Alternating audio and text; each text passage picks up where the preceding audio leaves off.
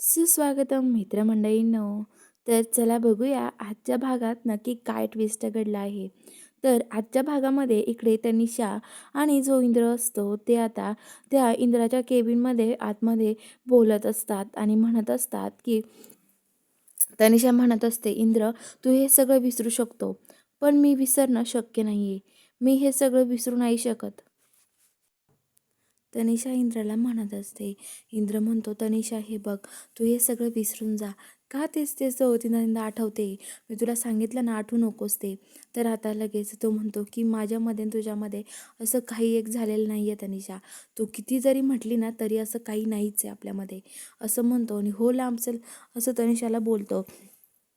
तर इकडे जी राणी असते, राणी आता इंद्राचा डबा घेऊन तिथे आलेली असते आणि ती इंद्राच्या केबिनकडे येत असते. तर इकडे घरी जी उर्मिला असते ती खूप आरडाओरडा करत असते. तिला तो ज्यूस प्यायचा नसतो राणीने बनवून दिलेला. आणि आता मालती आणि रत्नाकाकी तिला म्हणत असतात, तुला नाही प्यायचा ना तो ज्यूस तर नको पिऊ, पण आरडाओरडा करू नको तनिषा तू उर्मिला तू, असं बोलतात. तर आता इकडे राणी इंद्राच्या केबिन पुढे यायला लागते.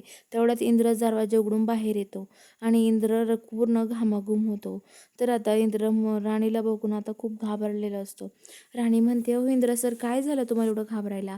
एवढं घाम का आलाय तुम्हाला? आता AC मध्ये पण घाम यायला लागलाय का? तर आता लगेच तनिषा तिथे येते आणि आता लगेच बघत असते दोघांची मजा. आणि आता राणी म्हणते, इंद्र सर थांबा, घाम पुसू द्या. आणि पदराने राणी इंद्राचा घाम पुसून काढते आणि म्हणते, अहो इंद्र सर, एवढं का घाबरण्यासारखं काय झालंय तुम्हाला? एवढा कशाचा घाम आहे? असं म्हणत असते.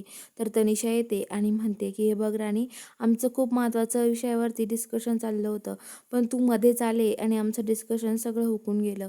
त्यामुळे इंद्राला खूप राग आलाय आता त्याच्यामुळे त्याला एवढं घामध्ये आलंय. तर आता लगेच राणी म्हणते, इंद्र सर सॉरी, माझी चूकच झाली या, असं बोलते. आणि आता लगेच जी राणी आहे ती म्हणते, जाऊ का इंद्र सर मी? तर इंद्र म्हणतो की नाही. तर आता राणी म्हणते, जेवण पण तनिषा मॅडम तेवढं महत्त्वाचं आहे. इंद्र सरांनी जेवण नाही केलेलं, जेवण करून घ्या इंद्र सर, तुमच्यासाठी डबा घेऊन आले होते मी. तर इंद्र म्हणतो, ठीक आहे, असं म्हणतो.